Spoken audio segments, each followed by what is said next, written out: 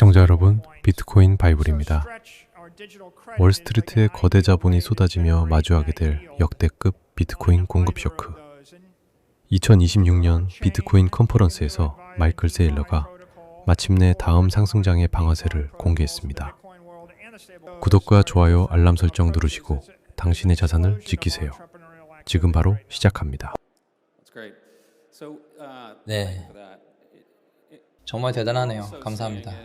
저희가 또 느끼고 있는 건 실제로 채택이 일어나고 있다는 겁니다. 규제 환경도 아주 많이 개선되었고요.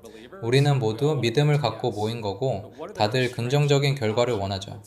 하지만 오늘날 디지털 신용이란 개념이 무역, 금융 등을 통해 채택되는데 아직 남아있는 제약 조건은 뭘까요? 그리고 우리 모두가 이런 변화를 이끌고 채택을 촉진하려면 어떻게 해야 할까요? 글쎄요, 일단 디지털 신용은 디지털 자본에 기반을 두고 있고 그 법률은 이미 다 정착되었습니다.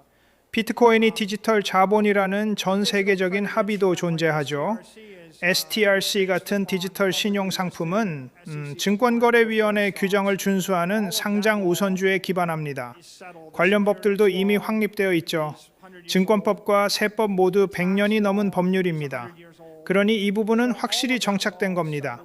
그래서 저는 디지털 신용이 작동할 거라는 점에 어떠한 의심도 없습니다. 현재 사모신용 시장에만 3조 5천억 달러가 있습니다. 이 3조 5천억 달러는 8.5%에서 9%의 수익을 내고 있죠.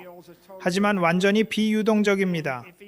이 자금의 단 1, 2%만 디지털 신용으로 넘어와도 엄청난 폭발이 일어날 겁니다. 왜 그중 10%인 3,700억 달러가 사모신용에서 빠져나와 디지털 신용으로 오지 않겠습니까?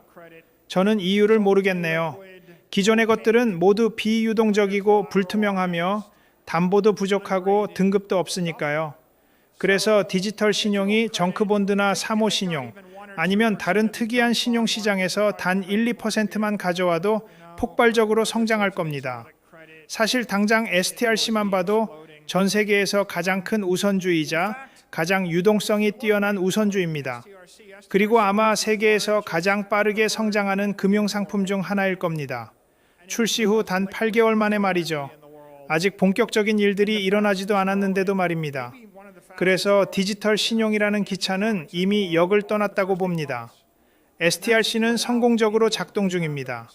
심지어 오늘 세다증권도 거의 100달러 액면가에 도달했죠. 이 자산군 전체가 잘 작동하고 있고 두 상품 모두 훌륭합니다.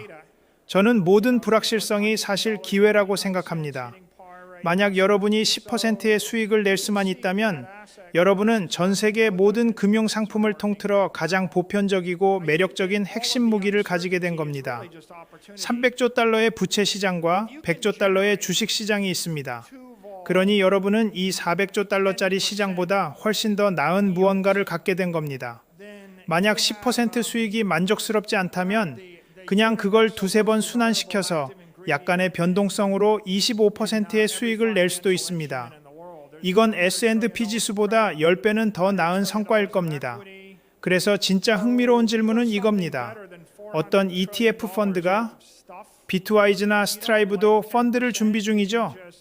어떤 ETF가 가장 매력적인 디지털 수익이나 화폐 상품을 내놓을 것인가? 또 디파이 세계는 어떤 토큰이 장악할 것인가? 제 생각에 에이펙스는 불과 몇 주 만에 2억 달러 규모로 성장했습니다. 단 며칠 만에 1억 달러로 초고속 성장하는 기업들이 나오는 겁니다.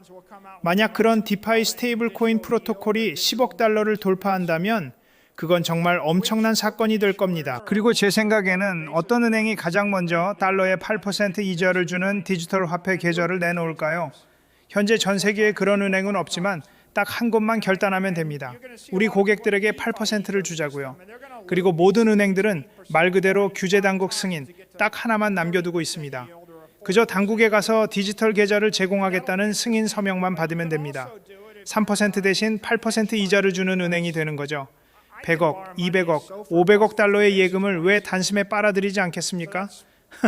저라면 무조건 할 겁니다. 암호화폐 거래소도 마찬가지입니다. 그래서 저는 이 디지털 화폐 경주에서 누가 이길지 가리기 위한 거대한 기업가적 전투가 시작됐다고 봅니다.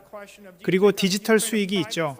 만약 자본 조달 금리가 4%라면 왜 4%의 돈을 빌려 8.5%의 대출해주고 그걸 3번씩 순환시키지 않겠습니까? 4번 혹은 5번이요. 디파이 생태계의 수많은 사람들이 이 8% 코인을 5번씩 순환시켜서 30%나 40% 수익에 도달하게 될 겁니다. 아주 흥미로울 겁니다. 하지만 미국의 어떤 헤지펀드라도 똑같이 할 수 있습니다. 저는 무위험 지표 금리에 0.5%를 더해서 돈을 빌릴 수 있는데 그게 지금 4.25%입니다. 그래서 엄청난 규모의 금리 차익 거래가 일어날 겁니다. 이 모든 과정은 결국 선택의 문제가 될 겁니다. 비유동적인 사모펀드를 만들어서 수익을 쫓을 건가요? 아니면 공모펀드를 만들어 상장시킬 건가요? 미국에 상장할까? 유럽에 상장할까? 암호화폐 계좌로 만들까? 은행 계좌로 만들까? 아니면 토큰으로 만들까? 그리고 어떤 규제 아래서 진행할까? 그 다음엔 이더리움에서 할지 솔라나에서 할지를 두고 치열한 전투가 있을 겁니다. 중앙화 거래소에서 할지, 얼마나 많은 디파이 프로토콜과 연결할지도 문제고요. 그리고 아직 마지막 내용은 꺼내지도 않았습니다. STRC를 활용해서 통화 변환을 할 수도 있습니다. 스위스 프랑이나 일본 엔화로 8% 수익을 낼 수 있죠. 엔화, 프랑, 유로, 파운드화로 8%나 6% 수익을 내기 시작하면 어떻게 될까요? 이건 모두 아주 흥미로운 기회들입니다. 이 모든 건 거대한 과제와도 같습니다. 한 축은 금융공학입니다. 변동성, 수익, 준비금을 어떻게 짜고 이걸 어떻게 운영할 것인가. 다른 한 축은 디자인입니다. 일일 유동성과 일일 배당의 변동성을 제로로 할 건가? 아니면 월간 유동성에 약간의 변동성을 둘 건가? 선순위와 후순위 구조도 있겠죠. 또 다른 문제는 유통입니다. 호주 연방은행이나 도이치뱅크, 바이낸스에서 유통할 수 있을까? 마지막으로 규제 승인 문제입니다. 이걸 은행 계좌에 담을지, ETF나 토큰에 담을지 말입니다. 정말 많은 작업이 필요하죠. 저도 정답은 모릅니다. 다만 우리는 지금 막대한 등유나 휘발유를 공급하고 있다고 생각합니다. 밖에는 이 연료로 달릴 수많은 오토바이, 주유소, 기차, 비행기, 자동차들이 만들어져야 하는 세상이 있죠. 이 모든 걸 함께 만들 디지털 화폐 파트너들이 필요합니다. 왜냐하면 스위스의 보수적 투자자와 일본의 은퇴자, 런던의 헤지펀드가 똑같은 상품을 원하진 않을 테니까요. 투자자에 맞춰 다양한 상품이 나올 겁니다. 신용시장의 단 10%만 잡아도 30조 달러라는 어마어마한 시장입니다. 그리고 지금 혁신의 대부분은 미국 규제 당국과 은행들이 있는 바로 이곳 미국에서 일어나고 있습니다. 네. 방금 규제 부분을 언급하셨는데요. 이곳에는 이것을 실험해보고 싶어 하는 외국 발행사들, 외국 기업들이 엄청나게 많습니다. 하지만 관할권에 따라서 엄청난 규제 차이가 존재하죠. 거대하죠. 맞습니다. 세상을 돌아다니며 이런 규제 당국자들과 이야기해 보신 경험은 어떠신가요? 그들이 신중하게 생각하고 이것을 수용해 혁신하려는 의지가 있던가요? 주요 관할권들을 보면 제 생각에 리더십을 위한 경쟁은 미국과 아랍에미리트 사이에 있다고 생각합니다.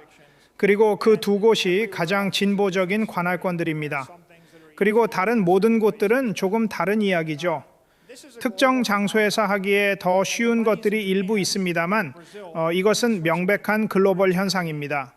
자금은 일본이나 브라질 혹은 스위스나 독일 또는 아랍에미리트, 사우디아라비아 왕국, 미국, 캐나다에 있습니다.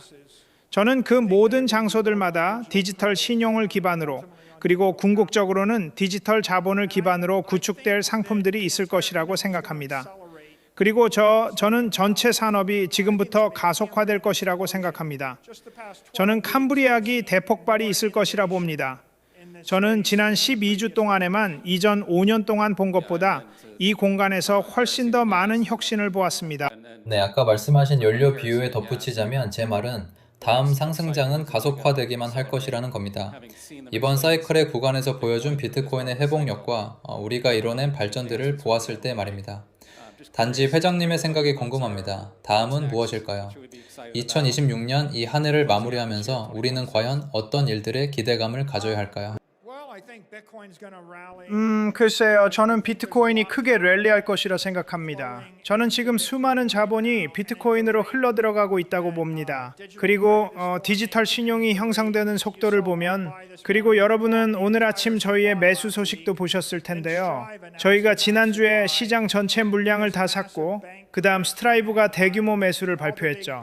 그 다음 거대한 은행 신용들이 온라인으로 들어오고 있습니다. 모든 거대 은행들, JP모건, 시티, 슈왑, 모건 스탠리, 바클레이즈, 그들이 모두 들어오고 있습니다. 그래서 저는 우리가 향후 12개월 동안 200억에서 1000억 달러 사이의 신용이 형성되는 것에 대해 이야기하고 있다고 생각합니다. 그런데 자연적으로 시장에 매물로 나올 수 있는 비트코인은 100억 달러어치뿐입니다. 그래서 저는 우리가 거대한 공급 쇼크를 맞이하게 될 것이라고 생각합니다. 비트코인 랠리는 무조건 있을 겁니다. 저는 그것이 비트코인을 보유한 모든 기업들의 랠리도 촉발할 것이라 생각합니다. 저는 그것이 디지털 신용에 대한 폭발적인 수요 랠리도 일으킬 것이라 봅니다. 은행 신용의 랠리도 있을 거고요.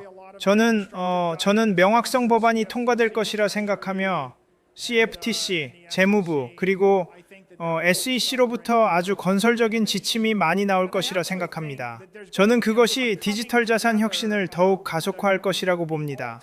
그리고 저는 실제로 알트코인이나 스테이블 코인 산업, 암호화폐 산업, 그리고 비트코인 커뮤니티가 하나로 합쳐지는 거대한 융합이 일어날 것이라 생각합니다. 왜냐하면 제 생각에 무슨 일이 일어날 거냐면 디지털 신용이 모든 스테이블 코인에 동력을 공급하게 될 것이기 때문입니다.